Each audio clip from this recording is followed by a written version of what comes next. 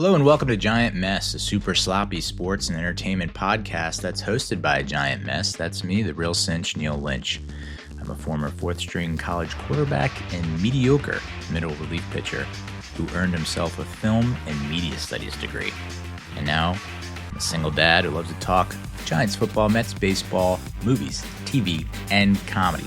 On today's episode, we'll recap and review the trade deadline from this year, but we'll also look at the best and worst trades in Mets history at the trade deadline.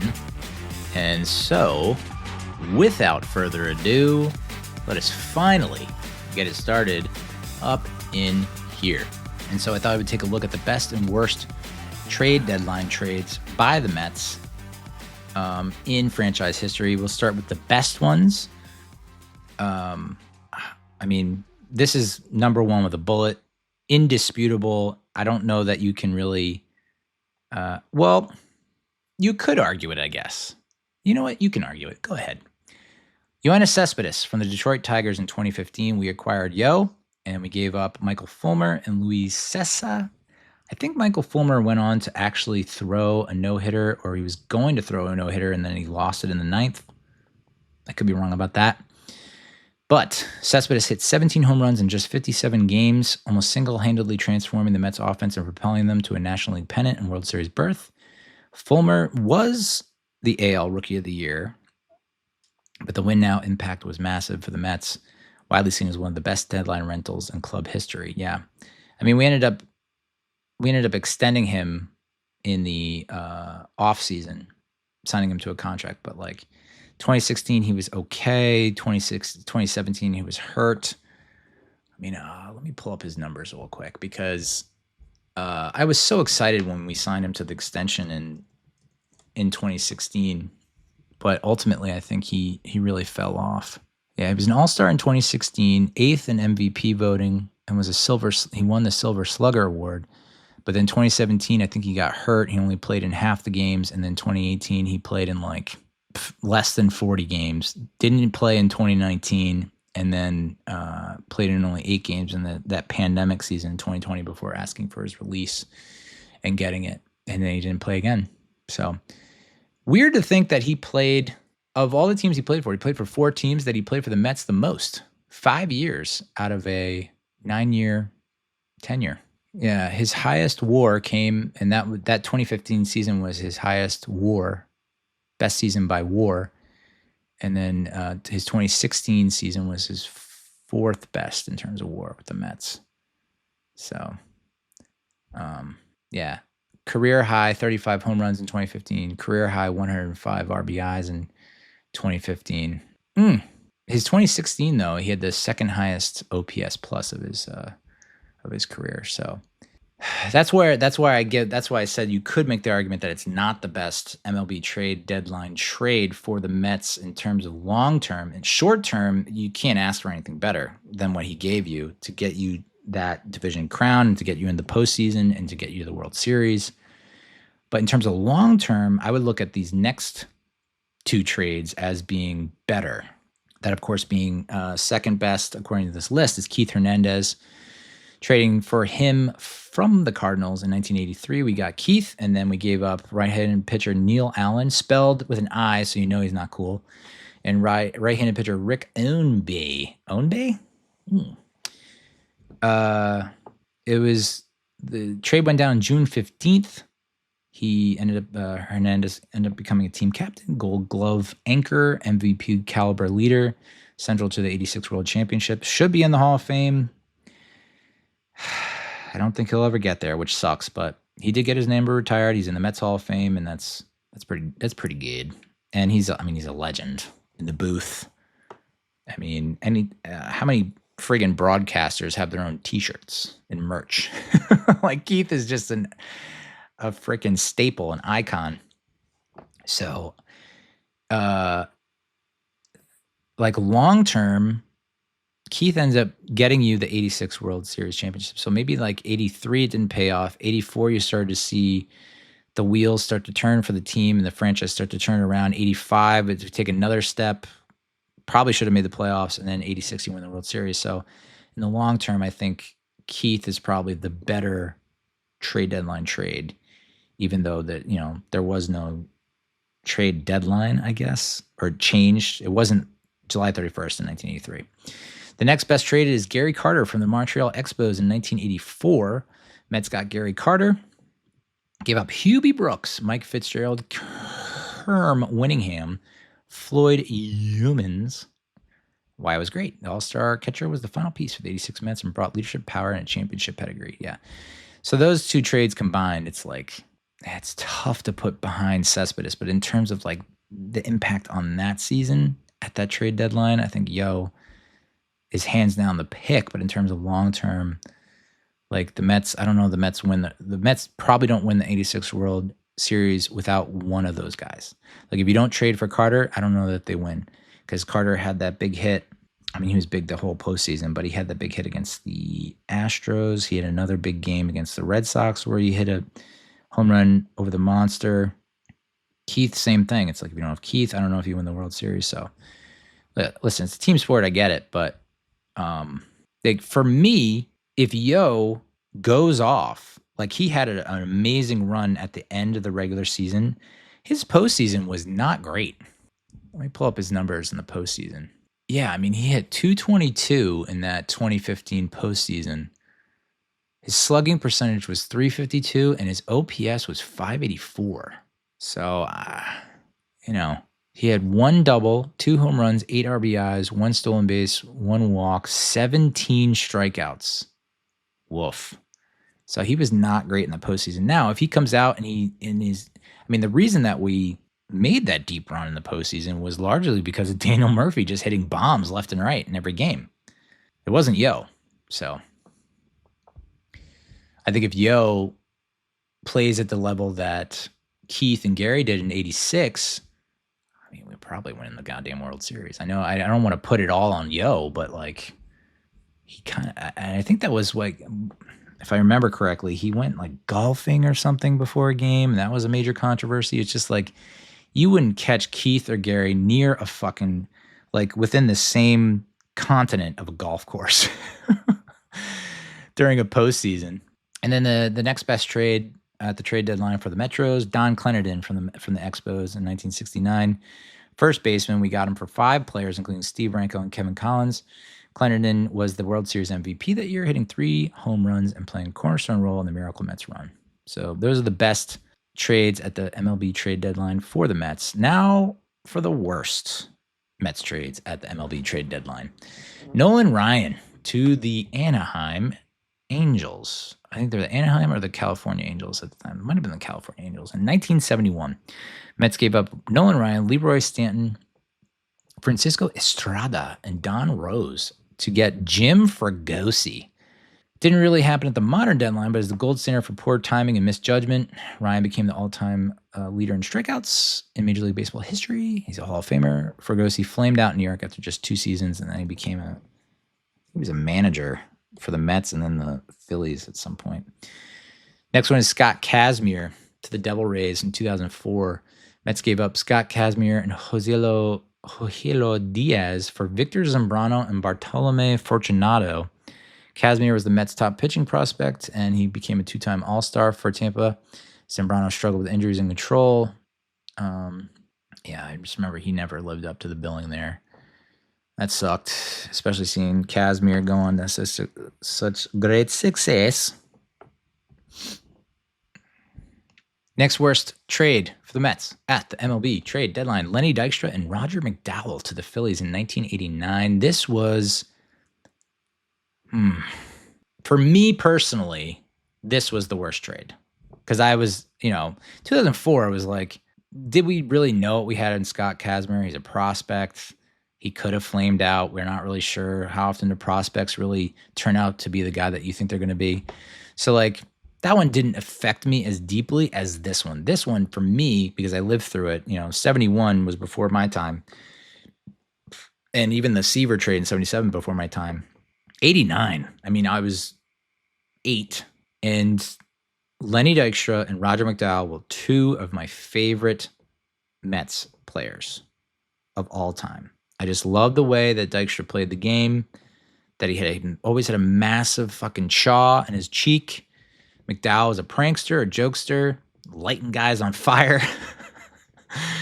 It's just, I loved those two guys. And to trade them to the Phillies of all teams, can we just warm up the guillotine, shine it up real nice, take it to the public square? Whoever okayed and greenlit that fucking move needs to have their head come off. And we got Juan Samuel as the return. Barf. Dykstra obviously becomes an all-star and MVP runner-up for the Phillies in their run to World Series. Back-to-back World Series? Just the one World Series. Did they go 92 and 93? They played the Blue Jays in one. I know that. But it's tough to see, tough to watch, especially since the Mets, not necessarily right after that 89 season, but 91, 92, 93, 94. Those were some 4 to 5 really bad years. And then Todd Hundley starts to hit home runs, and it's like, all right, we're not completely dead in the water. And then you start to, build a winning culture and getting rid of the worst team that money could buy. Oh, early 90s were rough to be a Mets fan. So, and Juan Samuel didn't do much. So yeah, I don't know that McDowell went on to do like really big, great things with the Phillies, but I know that Dykstra Nails was just like a man possessed. So that to me is the worst trade. Amos Otis to the Royals in 1969. The Mets gave up Amos Otis and Bob Johnson for Joe Foy. Otis became a 5-time All-Star and 3-time Gold Glove center fielder. Foy barely lasted a season in Queens. Woof. The trade that I think a lot of people were iffy about was the giving up Jared Kelenic for Robinson Cano and Edwin Diaz from the Mariners in 2018. This was in the offseason, so this is not at the trade deadline, but this is another trade where it was like, we're taking on so much money, such a bad contract for Robinson Cano, but the upside is we get Diaz, who's an up-and-coming closer, and we have to give up Jared Kelenic, who's potentially like another prospect. This is before Pete Crow Armstrong, so I think people were worried that it was going to be a Pete Crow Armstrong issue, even though they didn't know about PCA. And I don't know that Kelenic has really done much ever since getting traded. Every once in a while, I'll see a highlight, and then people tag Mets fans, and it's like, all right. The probability of every player not doing well. Oh, he's with the Braves now? Yeah, he only had one good season in 2023. Other than that, he's had negative WAR most of his career. So it's not like, that's not a bad trade. That actually, you know what? And if, God, we could look at, I don't want to jinx anything, knock on wood, but if the Mets do go on to have success with Diaz as the closer, and end up getting that trophy, that'll come out as one of the best trades. But that was during the offseason, wasn't at the trade deadline. So those are the best and worst trades in Mets history at the trade deadline. So, June, July. In terms of this year's trade deadline, the targets heading into it, I think people wanted us to go after third baseman Eugenio Suarez, but he's a third baseman, and the attention and focus for a position player would have been at center field for an upgrade there because, Jose Siri has been out for so long. Tyrone Taylor has struggled. Weirdly enough, McNeil is hitting better in center field than he has been playing second base, and he's not a complete hole out there in center field. I feel like he can cover a lot of ground. He makes a lot of plays. His arm, though, is just like, he's just got no arm. So I think that's the biggest concern. It's like, hey, he does the trick as a Band-Aid, but I don't think that's your long-term solution. And I think the game plan is, okay, get a center fielder, plug him in at center that defensively is just better, has a better arm, and then you can plug McNeil back in at second. Then what that does to the rotation of Vientos, Mauricio, Beatty, and Acuna, my guess is Acuna is the main guy out, but you don't want to lose his base stealing prowess. Vientos is your big bat. Mauricio, is he the better third baseman against Beatty? Probably. So that's where you run into a log jam. But Suarez ends up going back to the Mariners from the D-backs, I think. And so the other two options left in terms of position players were Cedric Mullins and Louis Robert Jr. I think most people preferred Louis Robert Jr. just because Cedric Mullins is he's having like his worst season of his 9-year career. Let me pull up Louis Robert Jr. real quick. He's played 5 or 6 seasons with the White Sox. Not having an outstanding year. His best year is in 2023 when he had a 5.3 WAR, All-Star, Silver Slugger. He was second for the Rookie of the Year award in 2020, which was the shortened season. He did win a Gold Glove there. So that would not have been too bad. They might have actually. Is he going to be a free agent? I don't know if he's going to be a free agent. Contract. So there's a team option for next year and a team option for 2027. So yeah, that would have been nice to trade for him, although his salary would have been it would have been $20 million. You'd have to pick up a $20 million team option for the next 2 years. Ugh. I don't know. I don't know if I'm too high on that. Nothing's really jumping off the page here. I mean, that 2023 season, it was like an anomaly. 38 home runs, 80 RBIs. He hasn't come close to that in any of his other seasons. But it's also the most games he's ever played.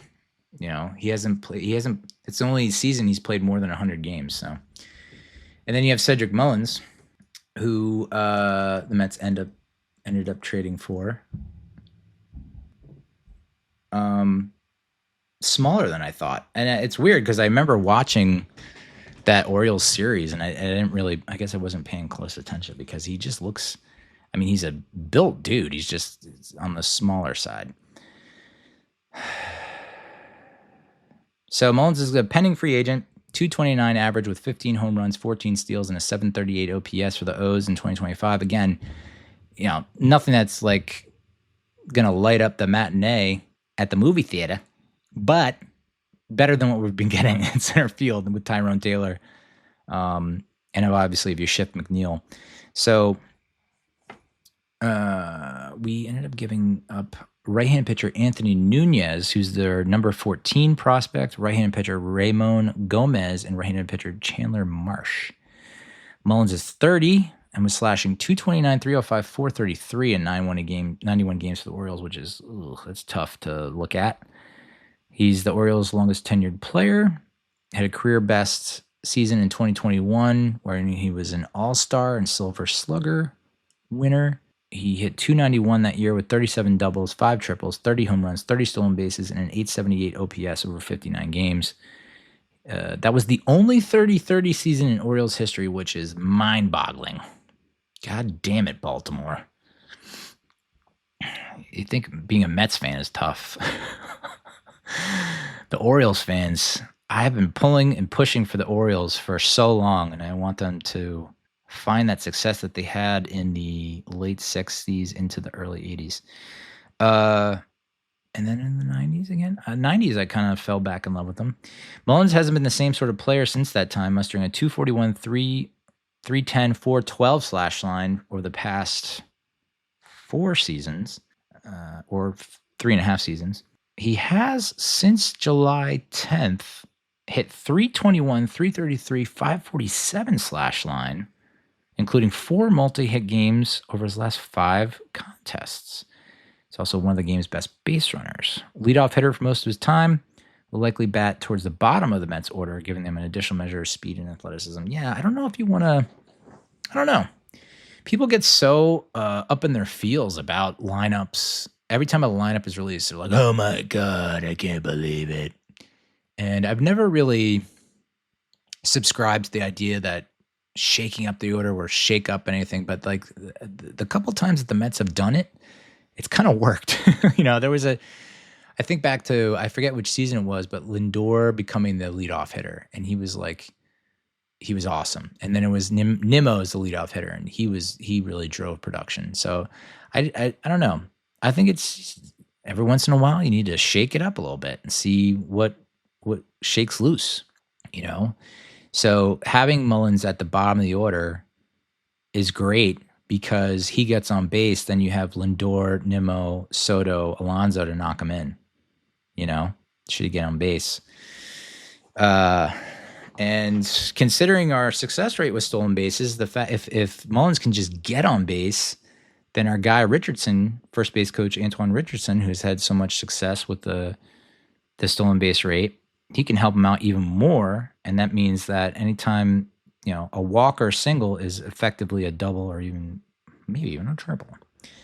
So good acquisition. I mean, obviously not a huge splash. It's not a Yoenis Céspedes type move, but it's an upgrade. It's an upgrade over what we currently have. Like I mentioned, Siri, what is the deal with him? It doesn't sound like he's going to be back anytime soon. McNeil was a nice little stopgap, nice little bridge, but you can't really count on him if you're planning on a deep postseason run. And Tyrone Taylor, I mean, I like the guy. I love the guy. I think defensively he's done really well, covering a lot of space, a lot of territory. Decent arm, just cannot buy a hit, which sucks because he hits the ball. It's just not finding ground or the seats. It's just finding gloves, which sucks. So I don't hate it. It's a decent pickup. So that was our only position player that we picked up. The focus was mostly on getting arms just because of the indescribable, insurmountable amount of injuries and the mountain of mishaps that have happened physically for our bullpen and our starting rotation. So that was the focus heading into the trade deadline. And, the consensus top targets for us were Dylan Cease, starting pitcher for the Padres, got a sweet stash. He took a ball off the nog against, I think it was Lindor, maybe Soto, hit a ball back to him and he got plunked on the head. So I was like, oh, great. We're about to trade for a guy that's concussed. Mitch Keller, starting pitcher for the Pirates. And Cease Cease is not having like a crazy good year, although he did look good against us in that game, that most recent game against the Padres. And then Griffin Jax, right-handed pitcher for the Twins. We didn't acquire any starting pitching. Instead, we picked up left-hand reliever Gregory Soto from the Orioles for right-handed pitcher Wellington Arcina and right-handed pitcher Cameron Foster. We desperately needed a left-hander in the bullpen. Soto is 30 years old, former two-time All-Star with the Tigers, posted a 3.96 ERA with 44 strikeouts and 36 and a third innings this season for the O's. Arcina is 20, Mets number 19 prospect. Foster's 26, only allowed 3 earned runs over 26 and 2/3 and 19 appearances at Double-A before the trade. Soto has made a couple appearances. His first one was marked by a throwing error that ended up costing us the game. -1 WAR. But hopefully he can bounce back from that and be the lefty that we need in this time of need. Next trade was acquiring Tyler Rogers from the San Francisco Giants for Jose Butto, Blade Tidwell, and Drew Gilbert. This one's a big one, folks. This is the big one. That one that's the trade that we gave up the most. Butto, really solid in the bullpen last season, was so great down the stretch, struggled somewhat in the postseason. There was a lot of chatter about him wanting to be a starter and the Mets thinking and tinkering about him being a starter, but never really making it happen. And then, I remember watching the game against the Padres where he's out in the bullpen and the camera focuses in on him and you can see him crying and shedding some tears and being consoled by the bullpen coach there. So that obviously hit home for him. I think he really wanted to see this thing through. The Mets are the only organization that he's ever been associated with at the pro level. I think they drafted him in 2017, or he became part of the franchise in 2017, although he didn't make it up to the majors until, recently, last year, the year before. And I really like the guy. I think he took a step back this year, but it wasn't like a huge step back. 2024 was kind of unexpected, but it was good to see. And So it stinks losing him. Blade Tidwell is another top pitching prospect that I was hoping could be, a September call-up that could help in the bullpen. Like I said, rough first outing, okay second outing. And then Drew Gilbert is the one that I think might hurt the most because I know that he very highly touted. So that could be the one that could come back to bite us. And I mean, I was listening to the booth, and the booth was saying that this feels like it could be a situation where it's a Francisco Lindor type thing, where it's like, and even a Yoenis Céspedes type trade, where it's like it's a rental, but we're really, really going to push hard to re-sign him. And all four of these guys that we traded for, Soto, Mullins, Rogers, and Hesley, are rentals. But the idea is you have a much better chance of signing them in free agency when they've been a part of the ball club and they've won and they've had positive experiences tied to it and attributed to it. You can almost get a nice little positive vibes discount, as I like to call it. So Tyler Rogers, I don't think I've seen him pitch yet. I don't know. Maybe we'll see him soon, I hope. Didn't see him yesterday. Maybe we'll see him today. But he's got the submarine-style delivery, MLB high 53 appearances so far this season, 1.80 ERA with a .86 whip over 50 innings of work.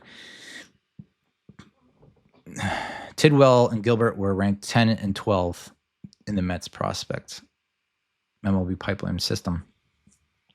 So that's the other thing here is like the trades, the guys, the prospects that we gave up we did not sacrifice any of our top 9 prospects, which I guess that's a win. So Rogers will be good. Rogers reminds me of when we got Chad Brad. I don't know if anyone remembers Chad Bradford, but he was a big part of was it the 2015 team? No. Was it the 2000 team? No. 2006, that's right. 2006, he had a 1.2 WAR, which was probably like 4th or 5th best. He played 12 seasons. So it was one of his better seasons in 2006. He went 4-2 with a 2.90 ERA in 70 games. Finished 15 games, had 2 saves, and had 3.46 strikeouts to walk ratio. Pretty fucking good. His ERA plus was 151, which is awesome, and 1.161 whip. So Chad Brad. Love Chad Bradford. Only played the one season for the Mets, but it's amazing what you can do in that one season, the impact that you can have. So maybe Rogers can give us a similar kind of impact, and maybe we don't necessarily have to just rent him. We could lease to buy. And then the final trade. The Mets acquire right-handed pitcher Ryan Hesley from the St. Louis Cardinals for infielder Jesus Christ. Oh, my God. Jesus Baez, right-handed pitcher Nate Dome, and right-handed pitcher Frank Illiselt. Hesley had a 3.00 ERA, 41 strikeouts in 36 innings for the Cards this season. He has a high-octane four-seam fastball, a wipeout slider. He has had some inconsistency. He gave up 1 earned run over his final 11 appearances dated back to June 19th. That's a .82 ERA in 11 innings pitched. Baez and Dome were both ranked among the top 30 Mets prospects. Baez at 8 and Dome at 14. Illiselt was 19th round pick in the 2024 draft. Recently promoted to high A. So I guess they did give up a prospect in the top 9. You know what? Fucking misinformation. Hesley did make an appearance against the Giants on August 1st, his first appearance, and man, was it electric. Holy crap, dude. Came out to hell's bells, pumping triple-digit heat. 100 miles per hour. He did give up a hit, but it was like fairly dominant. It was like, whoa, this is our setup guy. So now we have, Stanek, Garrett, Hesley, Diaz, Rayleigh. It's amazing what difference a month can make, or even a week. There was a period where it was like we were running guys out there that it's just like, these guys are street legal. Like, where did we acquire these guys? And now I think we're back to having a fairly solid bullpen. Now, does it compare to what the fucking Padres did at the trade deadline? Absolutely not. Padres have one of the best bullpens in baseball, and they added to it. So, in my eyes, the Padres are a team to watch. And then the Marlins didn't really do much at the deadline, I don't think. But, like, they have been winning mostly because of their bullpen, which has been really good. So, it's like the Marlins are a team that you have to keep an eye on. Wouldn't it be so fitting if the fucking Marlins ruined our season? Yeah, so in terms of trade deadline winners, there were 6, according to MLB.com. Mariners, Astros, Phillies, Padres, A's, and New York Mets. So, the Phillies needed arms, and they got their closer, that dude from, I think it's Minnesota with I don't even know how to pronounce it, Iran, nuclear weapons of mass destruction. So that sucks. But, I think the Padres are really going to make a push here. Just they give us fits. And I don't know that the Dodgers... I don't know. I always count out the Dodgers, and the Dodgers continue to persist. So, but we've been 17-23 since June 13th. So we're playing losing baseball for a long time. And on top of that, you got Soto, who fouled the pitch off his foot. X-rays are negative, got a contusion, but he had to miss a game or two. How is that going to affect him? I don't know. Because then he come back yesterday, and he was able to steal a base. Again, he stole it. Didn't have to slide. It's just like unreal, this guy. His ability to just casually take like 4 or 5 steps to second, and no one realizes it. No one notices. I guess because it's so slow and subtle. Normally when a guy steals base, it's like very quick and it's very noticeable. Like, oh, he's going. This one's like he's slowly drifting off the base and then he's gone. It's like really incredible stuff. So you look at the list of teams who have spent the most days this season with the best record in baseball. Tigers at 52 days, dude. And I'm psyched for them. I'm really excited for Detroit. I think that's great. Detroit's having a little bit of a renaissance right now. You got the Lions on top of the world. Not the top, tippity top, but they're up there. They might take a step back this year just because they lost some key coaches and whatnot.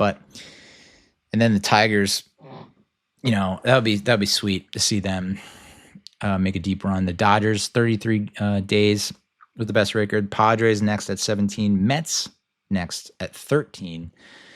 Brewers at 7. Phillies at 5. Blue Jays 3. Cubs 2. Giants 1.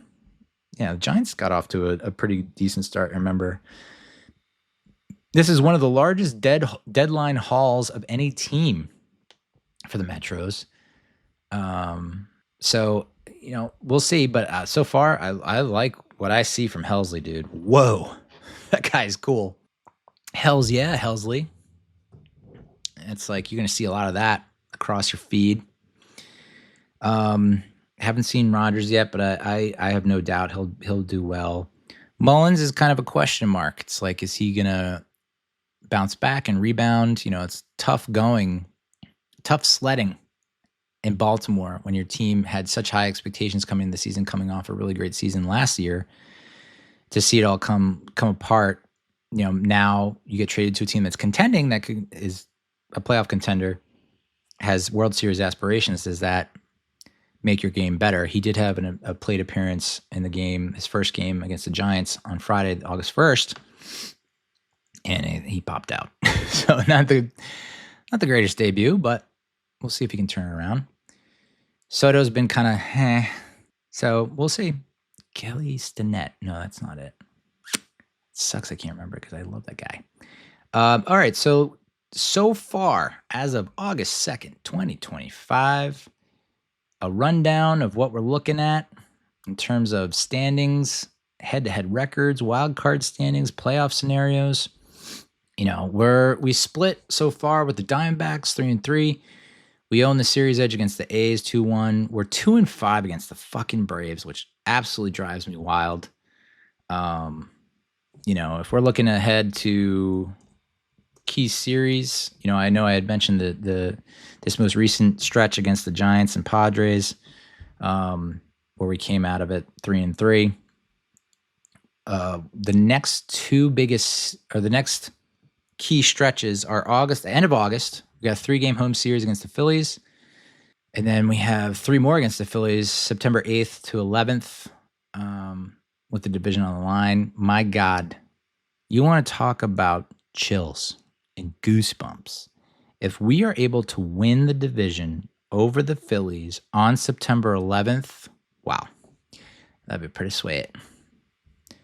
So yeah, that's scroll and scroll and scroll. A lot of notes here. Would like to see us sweep the Braves in any remaining games we have with them. We have to do that. 1-2 against Baltimore, barf. 1-2 against Boston. There were 12 total runs scored in that 3-game set. It's so wild. 2 of them against the Cubs, it's good. 2 of them against the White Sox again. That should be a sweep. Fuck. 1-2 against the Reds. Damn it. 6-0 against the Rockies. 1-2 against the Astros. That was at the very beginning of this season. When Soto came up with the game in the line. I guess that was the first game of the season and wasn't able to come through. 2-1 against the Royals. Again, that's a game that might come back to haunt us. 3-0 against the Angels. 4-3 against the Dodgers. So this is what's so interesting is how are we playing well against teams like the Dodgers and the Brewers and the Cubs? But then we have losing records against the Braves, Pirates, Reds. It's just frustrating, dude. We do not have any. I don't know. 1-2 against the Twins. That stinks. Split the series against the Yanks. 4-2 against the Phillies, which is good. Got to keep it up. That's going to be crucial. 2-4 against the Pirates. 0-3 against the fucking Padres. 3-1 against the Giants. We got, I guess, 2 more games against them. 1 tonight, 1 tomorrow. So it would be nice to win that series. 5-2 against the Cards. Hell yeah. Winless against the Rays. 0-3. 3-0 against the Blue Jays. Swept the ace. And then 5-2 against the Nationals. So I got to keep that up. In terms of wild card standings, we have the final wild card right now. With the Cubs have the first. We have the second wild card. But not by much. I mean, the Padres are just, you can feel their hot, stinky breath on the back of your neck. Blech. And then the Reds, not that far behind, 3.5 games back. Giants are right even, 55-55, 6 games back. Cardinals appear to be phoning it in. Marlins are not out of it. 53-55, 7 games back of the wild card. Plenty of games left. Their elimination number is 47. And then they have the Diamondbacks included here, but they're 8 games under 500, 10 games back of the wild card. So that's the National League. Most likely playoff scenario in the National League. You have the Brewers and Dodgers getting the byes. I'm telling you, dude. I don't know why I have so much confidence or why I'm so scared of the Padres, but I really do think the Padres can make a run for the West Crown. I really think they can. They should have beat the Dodgers in last year's postseason. That was obnoxious how they did not pull that off. So I could very easily see, I don't know about the Cubs. I don't think the Cubs are really going to make a push for the Central Crown. So I think the Brewers have that on lock. But then again, well, we'll get to it. So the byes, Brewers and Dodgers get the byes. Wild card series, if the season ended today, would be Philly versus San Diego and Chicago versus the Mets. So I feel confident in going up against the Cubbies. And man, the Padres, I think, could absolutely stick it to the Phillies. So that would be great to watch. In terms of playoff odds, I was a little surprised by this. According to Baseball Reference, the Metros, the best that will finish is 95-67. The worst is 83-79. That would be, I'd have to take a break from life for a good month after that. My October would be far from sober if we finished 83-79. and miss the playoffs. We have an 84% chance of making the postseason, 44.7% chance of getting the wild card, 39.5% chance of winning the division, 45%, almost 46% chance of making it to the divisional series, 18% chance of making the league championship series, almost an 8% chance of winning the pennant, and we have almost a 4% chance of winning the whole goddamn shebang. And in the past month, the percentage change has gone up 11%. Here's where it gets weird. Would you have believed that, like, if I were to ask you, okay, who has the highest percentage in the National League of winning, of going to the league championship series, winning the pennant, and winning the World Series? Who would you say? You'd say the Dodgers, right? The Dodgers are actually third. They have the Brewers first. Brewers have a 46.7% chance of going to the League Championship Series, almost a 29% chance of winning the pennant, and a 16% chance of winning the World Series. Next up would be the Cubs, 38% chance of going to the LCS, 24% chance of winning the pennant, 14.2% chance of winning the World Series. The Dodgers, meanwhile, are like 7.4% chance of winning the World Series. We have better odds, a better percentage of winning the World Series than the Padres, which I don't know, dude. It might be a case of like last season where we sucked against the Brewers in the regular season and then we took it to them in the playoffs. Like maybe we do that with the Padres this go round. That'd be fun. But interesting that it looks like the Phillies have an actually higher percentage of going and winning the pennant, but a lower percentage of winning the World Series than the Dodgers.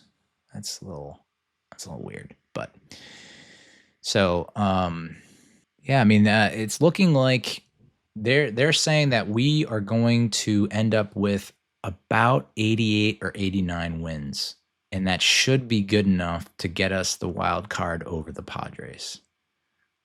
But man, it is going to be close. Do we play the Padres again?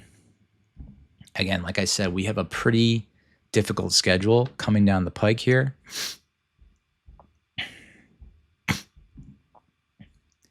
So let me get out of here. All right. What do we got? So we finish up the series with the Giants. 3 games set against the Guardians, who are pretty much they're right around 500. The 3 games back in the wild card. They just traded away Shane Bieber. I think they were sellers at the deadline, I want to say. So it feels like they've kind of mailed it in, which is interesting. They must think that they're not going to catch the Tigers. But it would be good to get a sweep there. Then we have to go to Milwaukee. Ugh. 3 games set against the Brewers. I do not have a good feeling about that. But then we have a 6-game homestand against the Braves and Mariners. Braves, I feel good about. I know I said that last time, and we paid for it dearly. I'm doubling down. I'm tripling down and saying that we're going to take it to the Braves. Got to get 2 of 3, if not a sweep there. Home against the Mariners. If this were at Seattle, I'd be a little weary. The fact that it's home against the Mariners, the Mariners currently have the last wild card spot in the American League. Like I said, they just got back Eugenio Suarez, so that should give them a nice little boost. So that could be tricky. Can't get swept. I know that. Need to take 1 or 2 there. Then you go to Washington to play Nats. Got to sweep there. 3 against the Braves in Atlanta. I know we never have success there, but you got to sweep there. So we're looking at a 6-game win streak, hopefully, going into a very crucial series, like I said, at the end of August against the Phillies. That's where you have to win 2 of 3 there. And then here's a sneaky part of the schedule that really makes my balls hurt. 4-game homestand against the Marlins, which luckily it's in August and not September, because our history of playing the Marlins in September stinks. And A 3-game set in Detroit against the Tigers. I don't feel good about that, but it might be a nice litmus test. It might, because that's the beginning of September, and it says, okay, what are we in for? What are we in store for? Are we really serious? Are we a threat, or are we just going to lay down and take it? So that'll be a good test. And then you go to Cincinnati against the Reds, which hopefully the Reds have given up by that time. I don't know. I mean, like, they're 3.5 back of the Padres for that wild card spot, so I don't think they're necessarily giving up. Did they make any big moves at the deadline? I don't think so. So hopefully you get 2 or 3 there. Then you go to Philly for that 4-game set against the Phillies. And that right there might be the season, because then you get 3-game home set against the Rangers, who are 2 games back of the Mariners for the last wild card spot in the American League. And then that 3-game home set against the Padres, September 16th, 17th, and 18th. If the season hasn't been determined by then, which I don't think it will, that right there could be the most pivotal set, because you have one more series as it stands right now that could sway things. But like for me, you have to get even with the Padres in that 3-game set, which means I think you kind of have to sweep them. And then you get the Nats for 3 at home, got to sweep there. You go to Chicago for a 3-game set against the Cubs, and then 3 games in Miami against the Marlins. What a horrible way to end the season. Oh, it's icky, folks. I get the ick thinking about that, because like the Marlins they've always been so goddamn annoying. And like the fact that they're they're picking up speed, they're getting confidence. That's so it's going to be one of the more exciting ends to a season. I mean, I don't know how you're going to top last season. That was like, I didn't have any nails, cartilage, ligaments, bones, vessels. I was down to the skeleton last season, going up to game 161 just to get in. Kind of feels like it might be a similar situation here, because, I mean, this schedule is just really tough. Tigers, Phillies, Mariners, Brewers, Padres, Cubs. So that's why it's like, fuck, man. Really wish we could have capitalized on a lot of these less successful teams, but we'll see. All I know is got to take this series from the Giants. We got to put the final nail in the coffin for the Giants. We got to really, by all indications, it seems like they're kind of positioning themselves for the future. That Rafael Devers trade is really not paying off for them. My God. It's all former Mets now. They got Dom Smith. I don't know if they have Conforto anymore, but they have Dom Smith, Buto, Flores, Lucchesi. But that Rafi Devers trade, wow, dude. If the Mets did that, the city would be in flames. He's just been awful. And it's so funny that he refused to play first for the Red Sox, and then he goes and plays first for the Giants. It's like you didn't like the people in Boston. I get it. So, so that's it for this episode. In terms of future Mets content, future Mets episodes, we're going to look at the Mets all-quarter century team. So it's the best Mets team. So it's the Mets team of the 2000s, the 21st century, through 25 years, from 2000 to 2025. Who's our Mets team? Looking at each position there. We're also going to try and rank the Athletic put out the best MLB's 25 best games of the 2000s, which I'm not crazy about their list. The Mets had 2 slots on that list, which very interesting, the games that they chose over 25 years. And then we're going to look at, that inspired me to take a look at the 25 best New York Mets games of the 2000s. But for now, grazie. Thanks for listening. And thank you for watching. And we'll talk to you soon. Adios, muchachos.